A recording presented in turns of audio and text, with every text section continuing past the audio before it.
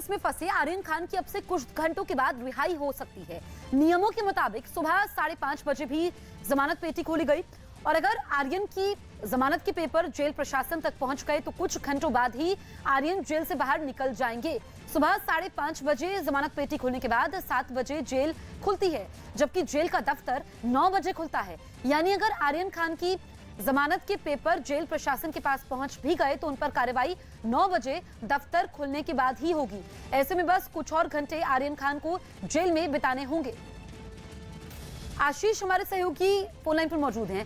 आशीष, कब तक उम्मीद की जाए कि आर्यन खान जेल से बाहर आएंगे?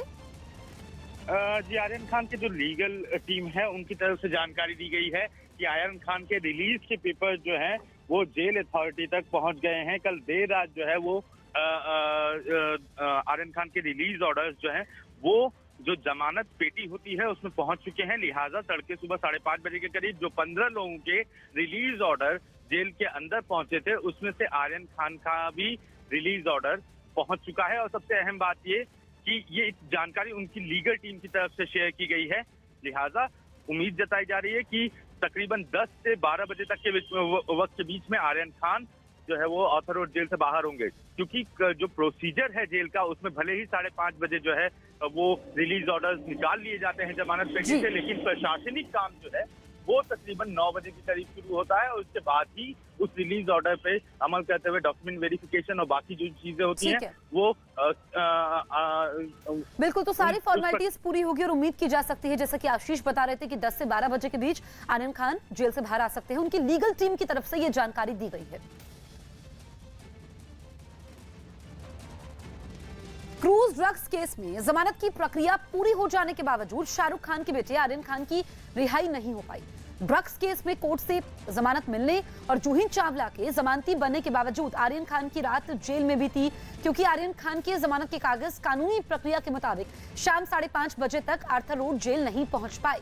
जेल में तय वक्त पर जब जमानत बॉक्स खोला गया तो आर्यन का रिलीज ऑर्डर इसमें नहीं था, जिसके बाद उनकी रिहाई नहीं हो पाई। बॉम्बे हाईकोर्ट ने आर्यन खान को गुरुवार को ही जमानत दे दी थी, लेकिन नियमों के मुताबिक हाईकोर्ट का ऑर्डर एनडीपीएस कोर्ट पहुंचा। इसके बाद जूही चावला आर्यन खान की जमानती बनी और कोर्ट में सिक्योरिटी बॉन्ड भरा, लेकिन इस पूरी प्रक्रिया को पूरा करने में काफी वक्त लग गया और आर्यन खान की रिलीज ऑर्डर शाम 5:30 बजे तक जेल नहीं पहुंच पाई। हालांकि अब उम्मीद है कि अब से कुछ ही घंटों बाद आर्यन खान जेल से बाहर आ जाएंगे।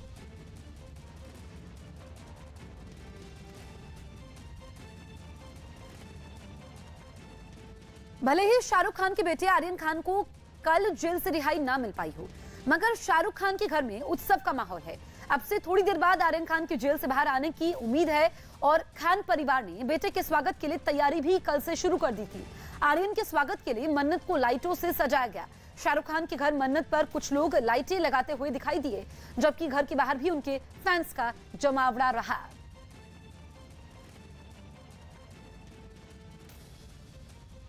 उधर क्रूज ड्रग्स केस जांच एनआईए को सौंपी जा सकती है। न्यूज 18 के आनंद तिवारी की खबर है कि इस केस की जांच अब एनआईए कर सकती है। बताया गया कि एनआईए की टीम एनसीबी दफ्तर भी पहुंची थी।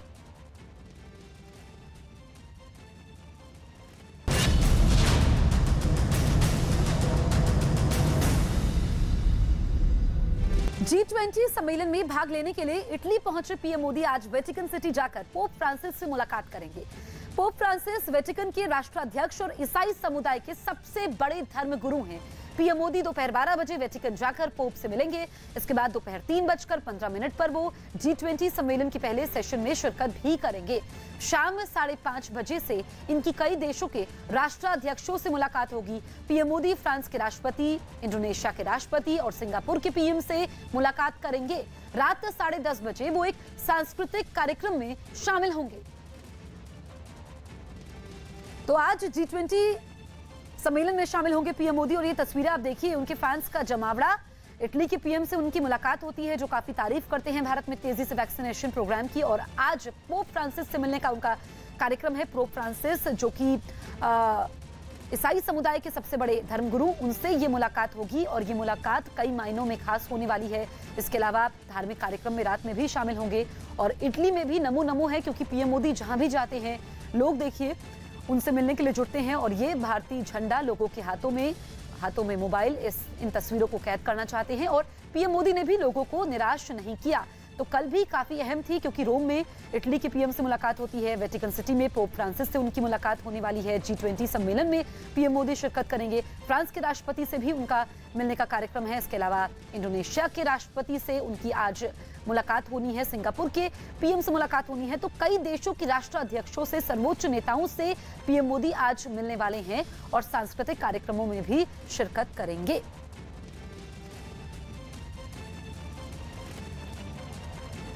इससे पहले कल पीएम मोदी ने इटली के पीएम मारियो ड्रागी से मुलाकात की। दोनों के बीच कोरोना और महामारी की वजह से अर्थव्यवस्था को हुए नुकसान की भरपाई के तरीकों पर चर्चा हुई। यही नहीं, बैठक में जलवायु परिवर्तन पर भी बात हुई। इटली के पीएम ने भारत में तेजी से हुई वैक्सीनेशन पर पीएम मोदी को बधाई दी। पीएम मोदी ने ट्वीट कर इटली के पीएम के साथ हुई मुलाकात का जिक्र किया और कहा कि इससे दोनों देशों के बीच संबंध और मजबूत होंगे।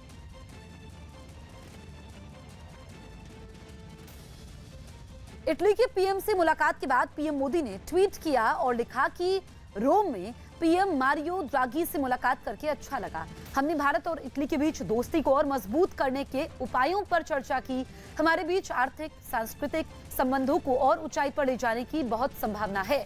साथ ही एक ऐसे ग्रह के लिए मिलकर काम करना है जहां पर्यावरण और बेहतर हो।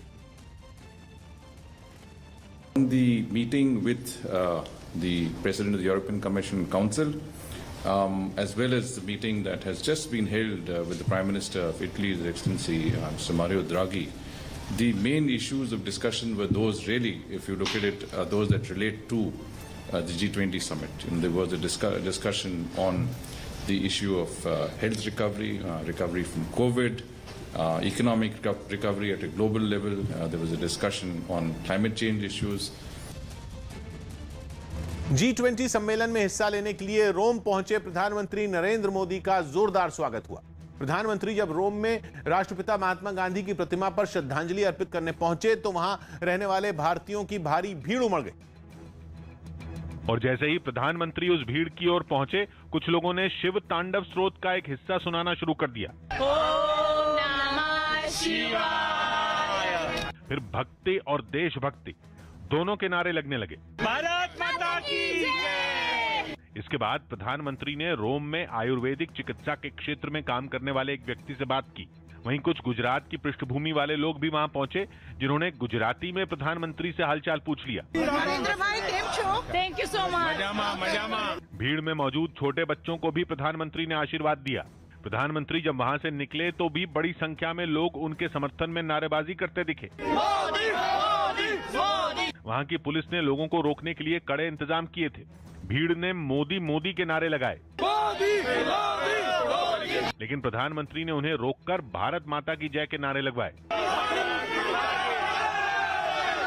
भीड़ में शामिल ज्यादातर लोग हाथों में तिरंगा झंडा लेकर पहुंचे। इससे पहले प्रधानमंत्री ने महात्मा गांधी की प्रतिमा पर पुष्प अर्पित कर उन्हें श्रद्धांजलि दी। पीएम मोदी ने इटली में भारतीय समुदाय के लोगों से भी मुलाकात की। पीएम मोदी से मिलने के बाद अलग अलग समुदाय के लोगों ने खुशी जाहिर की। वहां पीएम ने एक यूनिवर्सिटी में हिंदी पढ़ाने वाले शिक्षक से भी मुलाकात की और भारतीय संस्कृति वहां के छात्रों को बताने के लिए उनकी बढ़ाई भी की। सिख समुदाय के एक सदस्य से पीएम मोदी ने पंजाबी में हालचाल भी पूछा। प्रधानमंत्री से मिलकर बहुत अच्छा लगा, बहुत खुशी हुई और उन्होंने हमसे पूछा कि हमारे काम के बारे में इटालियन विश्वविद्यालय में और इसके अलावा थोड़ी अपनी पढ़ाई के बारे में थोड़ी बातचीत हुई थी। यूपी के मेरठ से हैरान करने वाली तस्वीरें सामने आई। वहां उधार हुई दी गई एक रकम को वसूलने के लिए दुकान पर कुछ लोग पहुंचे और इनके बीच आपसी बहस के बाद जमकर मारपीट हुई। आरोप है कि लॉकडाउन के दौरान दुकान मालिक ने कुछ रुपए उधार लिए थे, जिन्हें वापस लेने के लिए सूदखोर ने कुछ लड़कों को उसकी दुकान पर भेज दिया। और जैसे ही वो वहां पहुंचे, मामला गर्मा गया। बातचीत पहले धक्का मुक्की में बदली और फिर देखते ही देखते वहां हाथापाई शुरू हो गई। ये सारा हंगामा वहां एक दूसरी दुकान में लगे सीसीटीवी कैमरे में कैद हो गया, जिसमें दो झुंड एक दूसरे पर लात घूंसों की बौछार करते दिखाई दिए।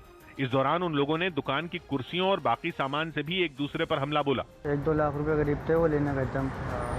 तो उन्होंने गाली गुफ्तार हो गई, इतने में हाथापाई हो गई। लड़ाई के दौरान जिसके हाथ जो लगा उसे ही हथियार बना लिया गया। किसी ने लाठी से हमला किया तो कोई लोहे का सरिया लेकर दूसरे पर टूट पड़ा। इस मारपीट से बाजार में मौजूद बाकी लोग भी डर गए और उन्होंने इसकी जानकारी पुलिस को दी। ज्यादातर लोग तो इसके बाद वहां से भाग निकले, लेकिन कुछ लोगों को पुलिस ने गिरफ्तार कर लिया। अफ्रीकी देश सूडान में तख्ता पलट के बाद से सेना के खिलाफ शुरू हुआ हिंसक संग्राम 5वें दिन भी जारी रहा। दावा किया गया कि जब से सेना के खिलाफ विरोध प्रदर्शन शुरू हुए हैं तब से अब तक 9 लोगों की मौत हो चुकी है। सूडान की सेना ने जल्द ही पीएम बनाने का ऐलान किया है, लेकिन लोग सेना के शासन को मानने को तैयार नहीं हैं, जिसकी वजह से लोग सेना का विरोध करने 5वें दिन भी सड़कों पर उतरे। प्रदर्शनकारियों ने कई इलाकों में सड़कों पर टायर जलाकर रास्ते को बंद कर दिया, जबकि एक इलाके में आग का धुआं हर तरफ फैला दिखा। हिंसक प्रदर्शन के बीच सुरक्षा बल के जवान और उनकी गाड़ियां हालात संभालने की कोशिश करती दिखी। तनाव भरे हालात के बीच कई लोग हाथ में सूडान का झंडा लेकर तो कहीं सड़कों पर ढोल बजाकर प्रदर्शन करते नजर आए। वहीं दूसरे इलाके में प्रदर्शनकारियों ने पत्थर रखकर और टायर जलाकर रास्ता बंद किया, तो पुलिस के जवानों ने पत्थर हटाकर रास्ते को खोला। सूडान की राजधानी खर्तूम में सेना पर तख्तापलट को वापस लेने का दबाव बढ़ता जा रहा है। पंजाब के लुधियाना से डरा देने वाली कुछ तस्वीरें सामने आई। वहां अचानक सड़क धंसने से एक स्कूटर पर सवार 2 बच्चों की जान पर बनाई। बताया गया कि वो दोनों बच्चे स्कूल जा रहे थे, लेकिन बीच रास्ते में सड़क धंस गई और वो गड्ढे में जा गिरे, जिसकी सीसीटीवी फुटेज भी सामने आई, जिसमें साफ दिखा कि उस सड़क पर लगातार लोगों का आना जाना जारी था। तभी सड़क का एक बड़ा हिस्सा धंस गया, जिसका अंदाजा स्कूटर सवार उन बच्चों को नहीं लगा और वो गड्ढे में गिर गए। बताया गया कि इस हादसे में उन्हें काफी चोटें आईं। चोट उन्हें काफी लगी है, पर एक्सीडेंट वगैरह हो जाते। इस घटना की जगह से जो तस्वीरें सामने आई उनमें सड़क का कोई छोटा मोटा हिस्सा धंसा नहीं दिखा, बल्कि वहां बेहद बड़ा और गहरा गड्ढा बन गया। इस हादसे की जानकारी मिलने के बाद लुधियाना नगर निगम के कुछ कर्मचारी वहां पहुंचे और उन्होंने उस रास्ते से ट्रैफिक के गुजरने पर रोक लगा दी। मैं हूं किशोर अजवाणी। आज की ताजा खबर जारी है।